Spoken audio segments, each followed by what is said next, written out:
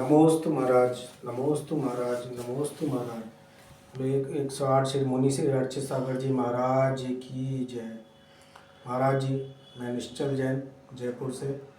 मेरी कुछ शंका है जिसका समाधान चाहता हूँ मैं। महाराज जी, हमें स्वाध्याय क्यों करना चाहिए?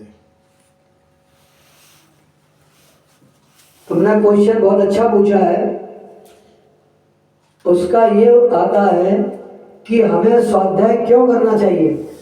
तो स्वाध्याय इसलिए करना चाहिए कि बिना स्वाध्याय के आपको ज्ञान नहीं हो सकता। लेकिन स्वाध्याय कैसा करना चाहिए?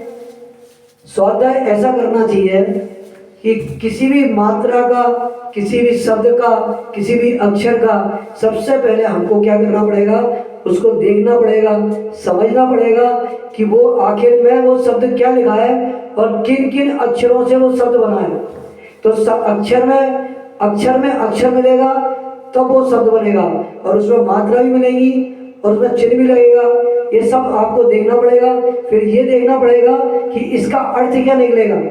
अगर अर्थ नेगेटिव जाता है तो हमारा पढ़ना बेकार है, अगर पॉजिटिव जाता है तो हमारा पॉजिटिव पढ़ना सार्थक होगा।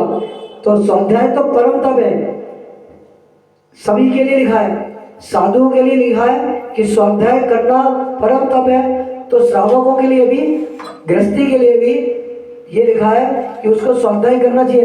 लेकिन कौन सा स्वाध्याय करना चाहिए?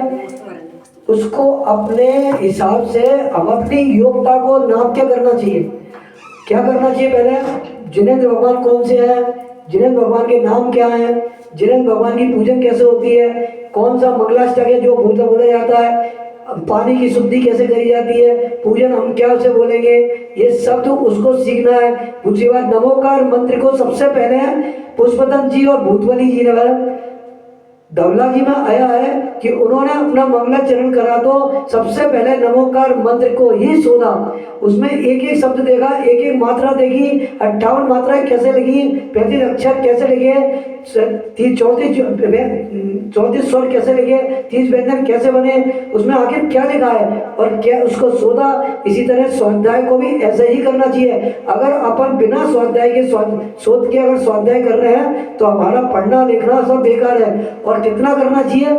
छोटा छोटा स्वाध्याय करो, चाहे एक लाइन का करो, लेकिन उसको अपन को याद हो जाना चाहिए, अपन को उसको समझने के लिए याद हो जाना चाहिए, उसका अपन को अर्थ भी मालूम होना चाहिए, है ना। इस तरह ही कहा है कि शब्दाचार, अर्थाचार, व्यंजनाचार। ये क्यों कहा? इसलिए कहा है। तो इसी तरह मैं आपको आशीर्वाद दे रहा हूँ कि आपका क्वेश्चन बहुत अच्छा था। आपको साधुवाद है, आशीर्वाद है कि आप स्वाध्याय करें। और मेरा टाइम 1:30 बजे से 5 बजे तक स्वाध्याय संघ समाधान का ही है। आप लोग आए, उस टाइम कर सकते हैं। तदास्तु तदास्तु तदास्तु।